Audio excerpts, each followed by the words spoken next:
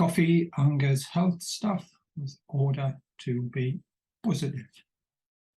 Health Secretary Theresa Coffey, accents on the name, has angered healthcare workers by telling them in an email to be positive. You're making me angry there, telling us to be positive. I'd avoid using policy wonk jargon. Yeah, speak to people in normal language. I fucking never want to use me policy wonk fucking jargon. I've just learned these policy wonk fucking jargon words. I've fucking got to use them.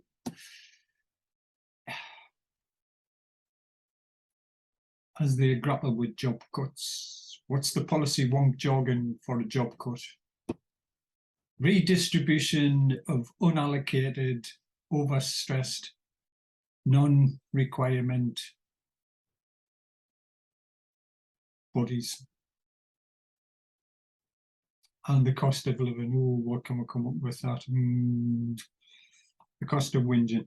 Staff were also told to avoid using the Oxford comma, the punctuation mark that some people use in a written list. What?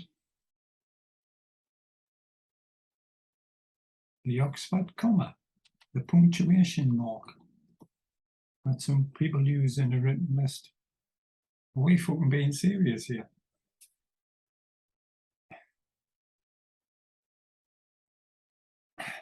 Why does it make any difference what comma, whether it's the Oxford comma, the Cambridge comma, or the English comma? Is this a really important thing? Can this get more doctors on the front line? Is this going to help the nursing numbers? Are they going to get better pay by taking these Oxford commas out? The punctuation mark that some people use in written list. Many health staff on the front lines during the pandemic face added pressures as COVID rates of infections are likely to rise over winter. Well, you would expect that, wouldn't you? It's a flu, it's airborne.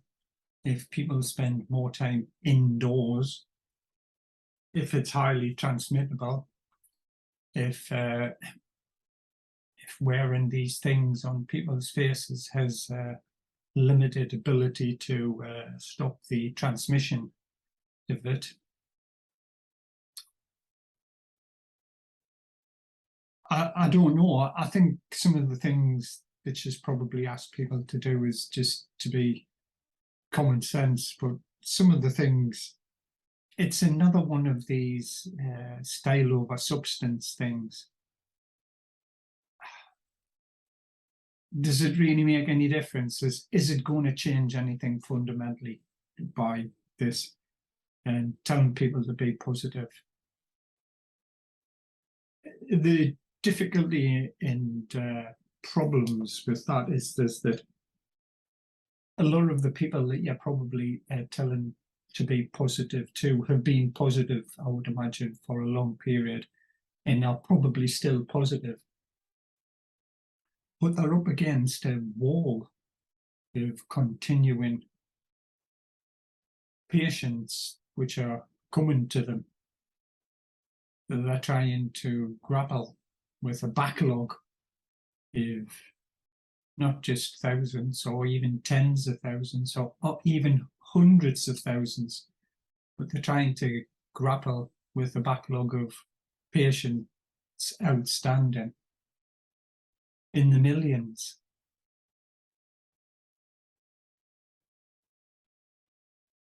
The level of care that a lot of the people in the health service want to try and exhibit is severely stretched by the numbers that are there. The difficulty in retaining staff.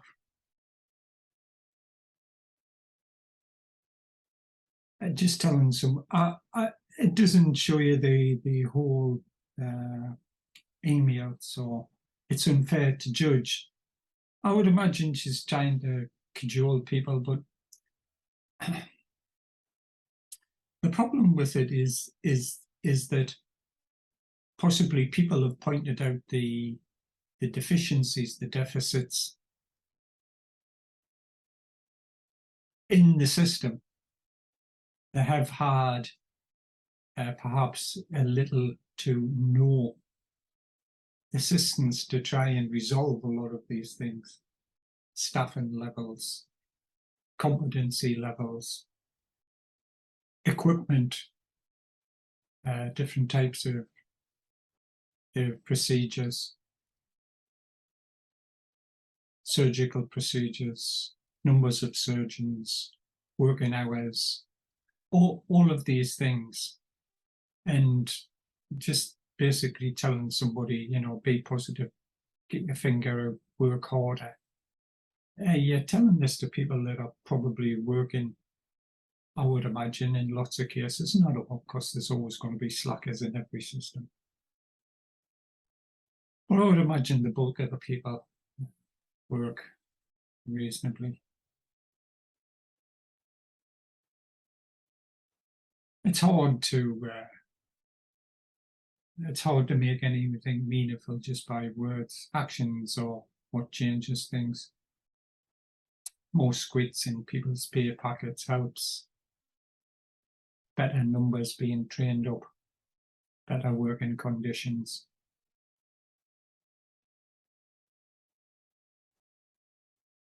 The policy wonk jogging depends what it is. If we're going down this path of, you know, not calling females females and mothers mothers and stuff like this, I think it's another one of these symptoms where people think just because you change a word that it's actually going to actually change things. Years ago, they used to say like the husband. Well, bearing in mind that the bulk of the women, and it is women that have babies, the bulk of the women that are having babies are not married to the father of the child. So now they call them, yeah, your partner. Fine, okay, who cares? Doesn't make any difference to me. Call them the father, call them the husband, call them the partner. Big deal, you know. But I think you get this corporate, well, you called him the father. Oh, you can't do that.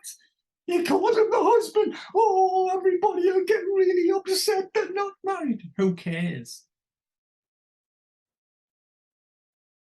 If you're the father, partner, husband, or whatever, if the person that you're in the huzzy with that's having your ban, I don't think that you give a Tommy as to what one of the nurses calls you, whether she calls you the husband, the partner, the father, or whatever.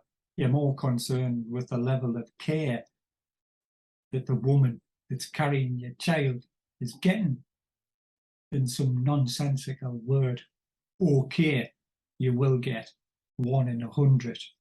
You will get the numpties from some of the crazy parts of communities that'll make a big song and dance about it.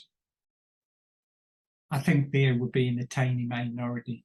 The bulk of people care about the level of care and attention that they're getting in the hospital rather than some wonky jargon term that, you know, is insisted and pushed onto the nursing and doctoral staff in the Aussies. Language changes, people change, society changes. But this rigid indoctrination of the wonk, up-to-date jargon and all the rest of it, it'll change over time. It hasn't got to be insisted upon. It should just be left to individuals. Will people take offence? Yeah. We live in a society now. You've only got to go on social media to see the immediate outburst and pouring of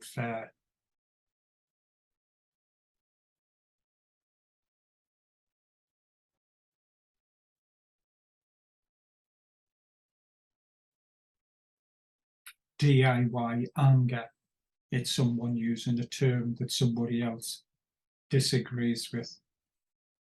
The language police, wow. Ooh, you called somebody this or you called somebody that.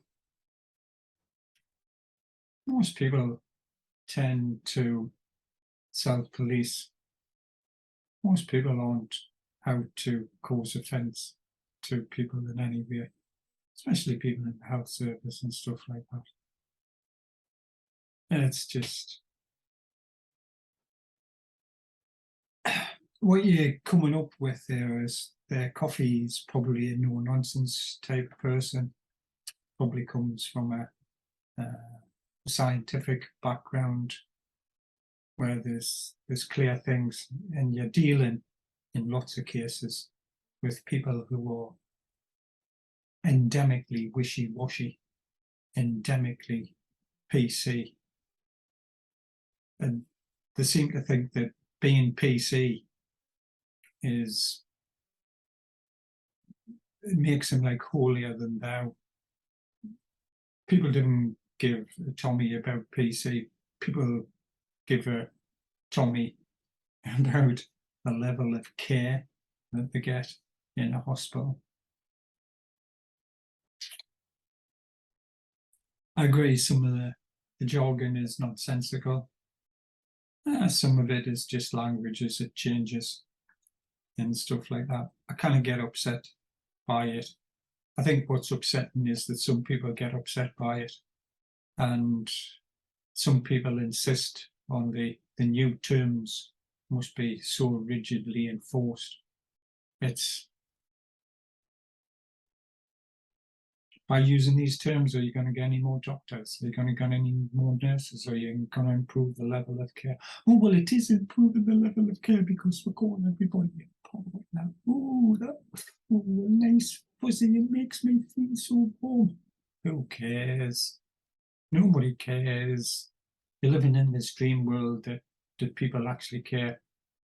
Sorry, some people will care.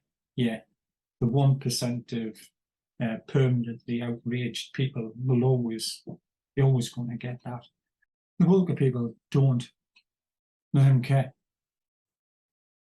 Some bloke's married and he gets called, you're the partner, or some bloke's the partner, and somebody says, oh, well, you're the husband, they're not married.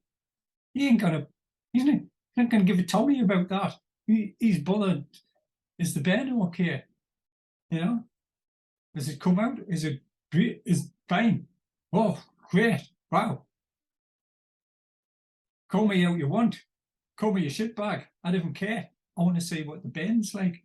Is the ben okay? Nobody cares about these things. Sorry, not nobody. There's a few people, well, obviously, but the bulk of people don't, to my mind. Job cuts in the health service, X million. Decide which number you want, 5, 6, 7, 8, 9, 10, 100 million, 2 million, 5 million. Who knows? But there's a lot of people. And you're talking about job cuts and the NHS.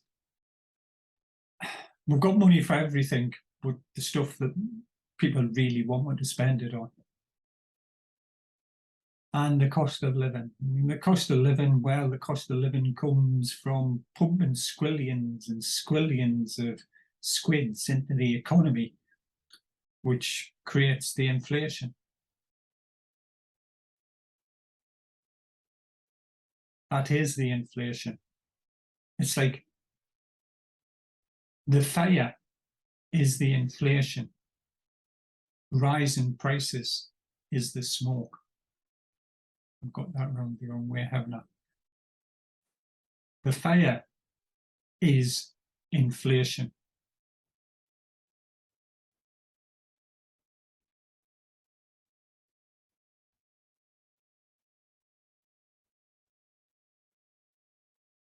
The smoke is rising prices. Rising prices is the smoke.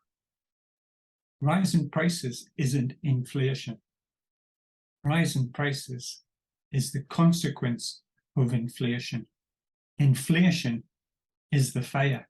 Inflation is the creation of the squillions of pounds, squids, into the economy. People have got big things to worry about. Paying their bills, having enough money to put petrol in their car, having enough money to buy food.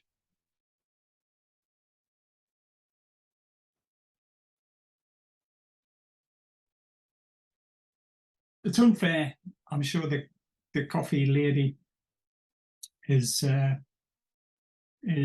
trying to improve things. I noticed she had this ABCD a couple of days ago. A for ambulances, I think it was B for bed blocking, C for, I don't know what the C was for, D for delays or whatever it was, a doctor, sorry.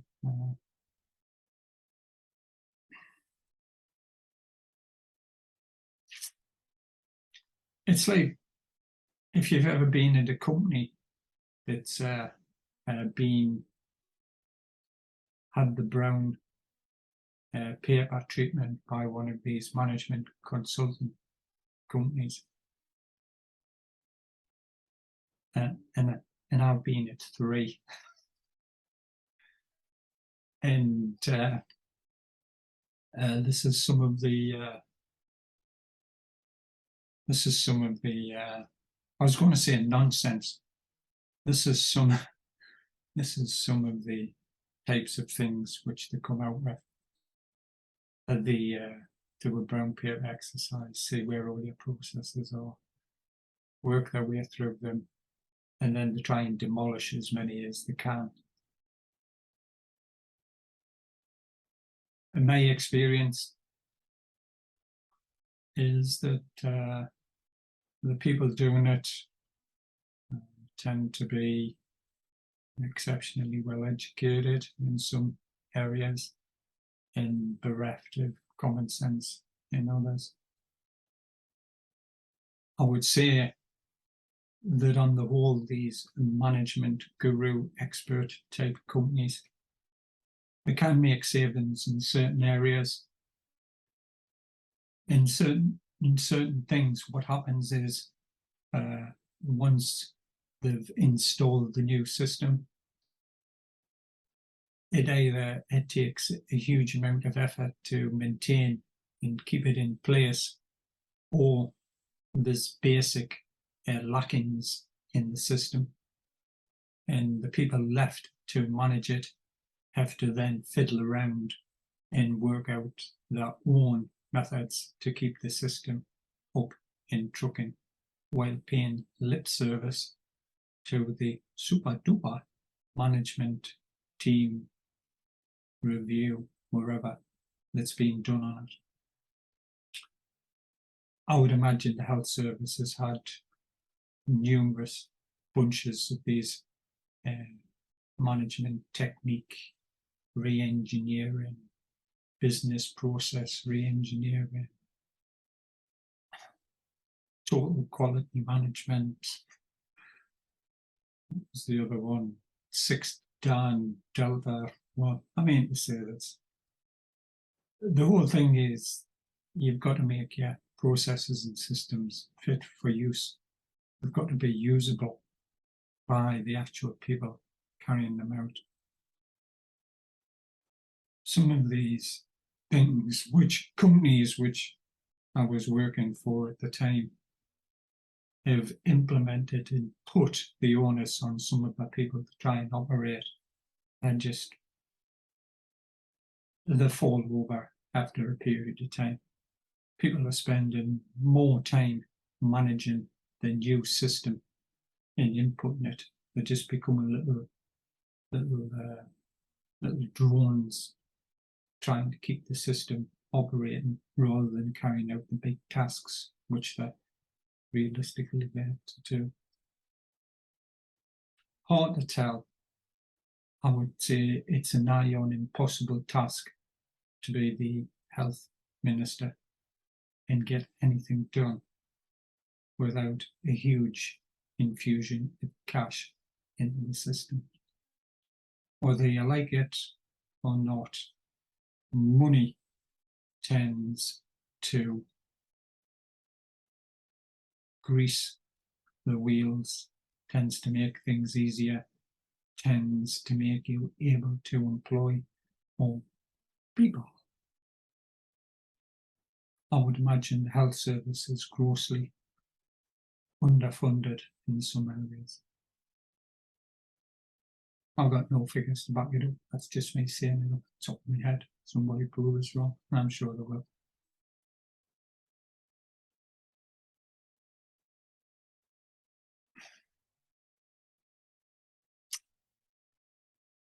I think the Coffey lady's probably coming from,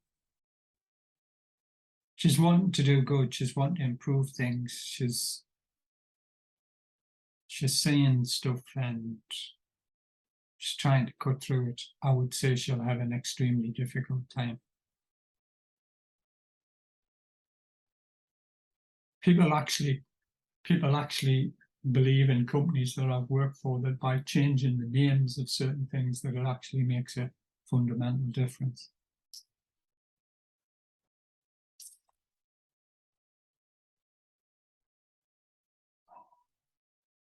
Oh, no, you can't call him that. He's no longer the supervisor, he's the manager. Has his job function changed? No, but we just like to call him a manager instead of a supervisor, or a supervisor instead of a manager. You go, okay, call him whatever you want, but what's he responsible for? Has that changed now? Okay, deck chairs, ships, icebergs, stuff like that. Let's rearrange them. Does it fundamentally change the direction of the company? Yeah, but I've written this memo, I've sent it out. People have now got to call them the manager or the supervisor. Does it change? Have we produced more? Well, we've got better customer satisfaction. Have we sold more widgets?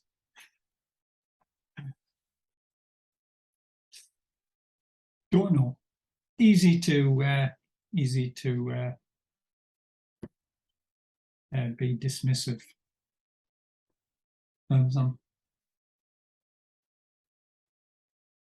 But I think all this does is it raise people's heckles. People say, well, I've asked for this new XYZ. We've asked for this assistant. We've asked for these extra nurses. And you're telling us stop writing emails with Oxford commas in. Can you tell us how that's going to reduce the waiting times? Can you tell us how that's going to help with the ambulances? Can you tell us how that's going to help with the number of doctors in 101 other things that people can say? Okay, I'll stop using the Oxford commas. How many extra patients am I seeing today? It's nonsensical. We all know that. But it might have been within a greater context. I don't know. I haven't seen the full email or memo or whatever it was. The policy won't jog, and you get that in every business. Every line has certain phrases that they use. Reaching out is now taken over from contact. All the American ones use more words. At this moment in time. Wow, what a beauty that one is.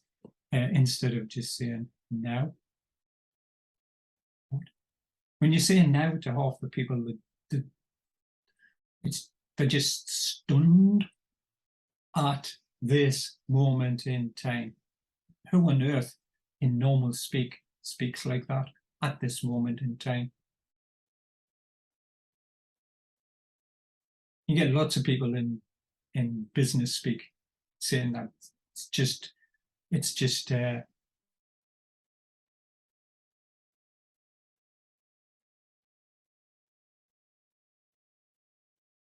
it's just obesity of verbiage.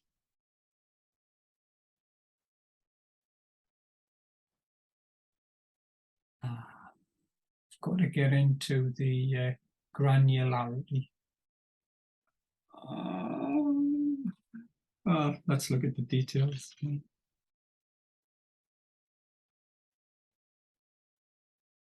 I'm trying to be more holistic. Oh my goodness. It's a paradigm shift in the way that we are, in the way that we operate. It's management jargon speak. Obviously, we've now got wonk policy, wonk jargon speak layered on top of this. It doesn't achieve anything. You can stand, and I've been at things where people have spouted this stuff out. You know, we've got to be more holistic. We're gonna create a paradigm shift like has never been paradigm shifted before. It's going to be the biggest paradigm shift in paradigm shift history. It's going to be a holistic paradigm shift of the granularity at this moment in time. And we're reaching out to everybody. And we're revisiting these things. That's just a snapshot of just the way the business speak talks. A lot of it comes from the Yankees.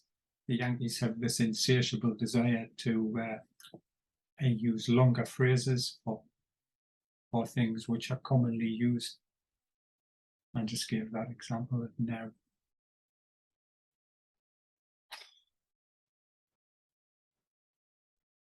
The people in the trenches, the nurses and administrators and doctors and physios and porters and everybody else's that work in the health service, when they say these type of email memo imploring you to be positive and stuff like that, you know, it just goes in the waste paper bin of their mind.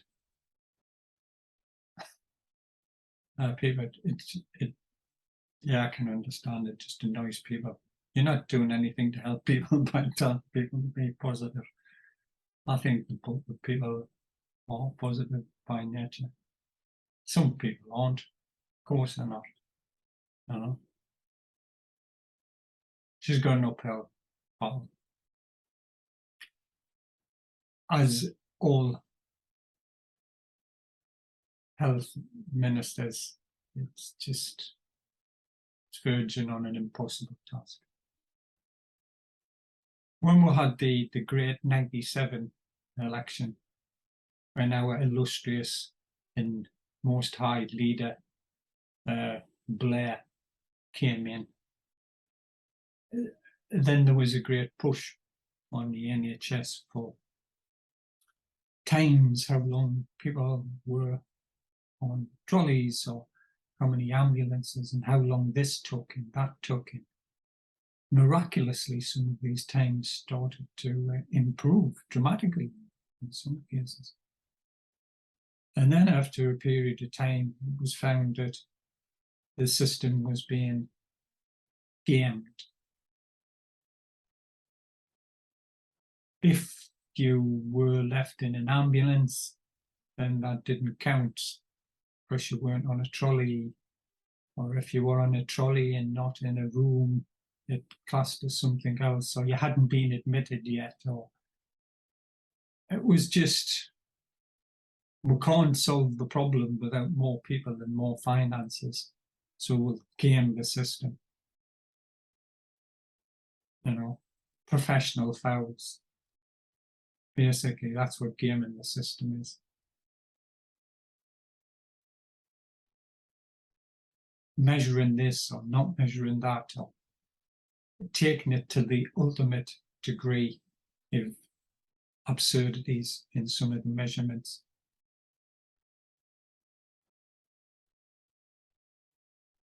if you don't measure things, then you haven't, if you're doing any process engineering techniques or production techniques, then you need to measure your defect ratios, you need to measure how much you're producing, your input costs, your output costs, blah, blah, blah, all of these things. You need to measure these things. But if you start counting things and putting them in the wrong boxes purely so that you can, you know, instead of saying it's a defect, that you call it something else, it's a trial run batch. And your trial run batch numbers go through the roof when realistically they're defects.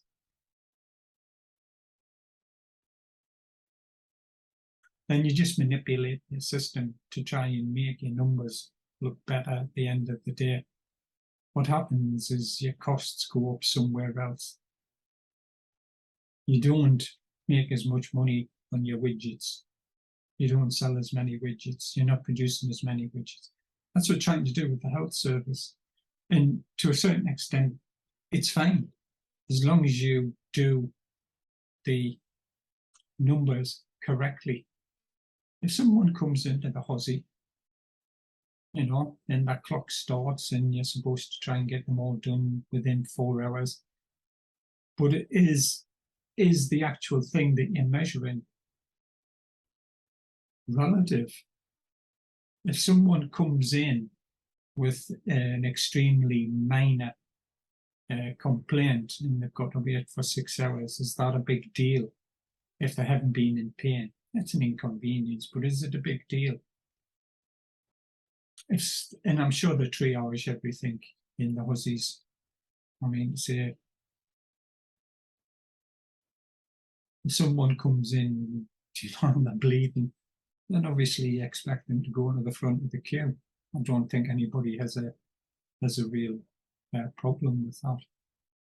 It's how you grade them, you know. Do you then have to start filling forms out by saying, you know, it's like a triage 1, 2, 3, an A, B, C. It's a 1, 1, it's an A1. You know, we did all the A1s within a half an hour, and you know, the B4 as well, you know, 16 hours somebody had to wait. I'm not involved with it, so I can't really say it.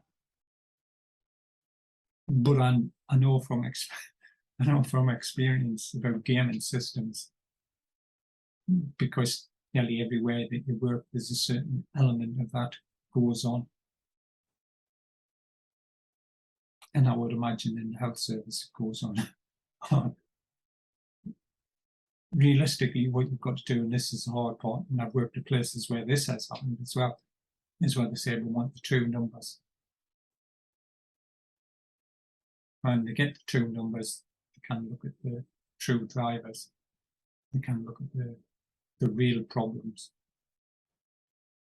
And you can tackle that as long as your bosses or if that ilk that want to know the true picture. And it isn't just a box ticking, number kicking exercise to push it up the line to say, look. Just a minor example was there was 3 units that I was working on, and the breast of the unit that I was associated with was the worst. It wasn't anything that I had anything to do with. It was a general thing for the plant. I would say that 99% of the people didn't believe the numbers, and from their personal experiences of the other plant, knew that the numbers that were being pumped out by the other plant were incorrect.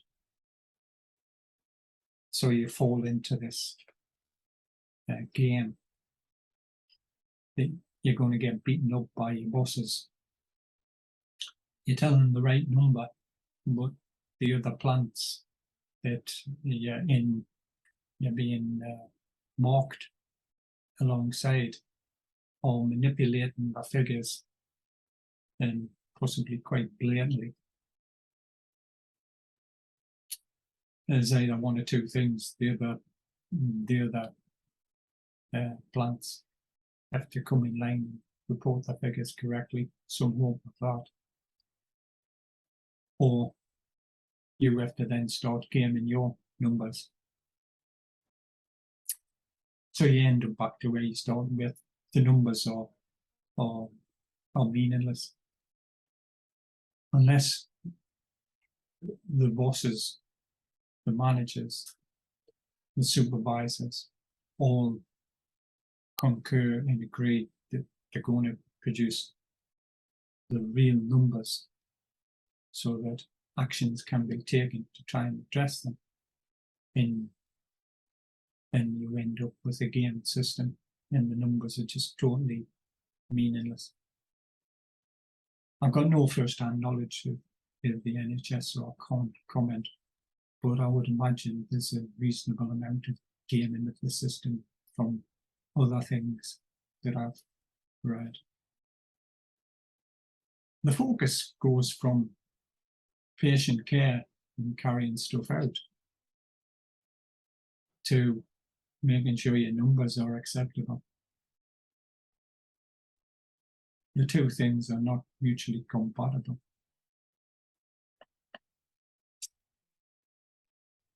So Coffey, I think, has got an uphill problem, as all of the health secretaries have had, and most of them have had very little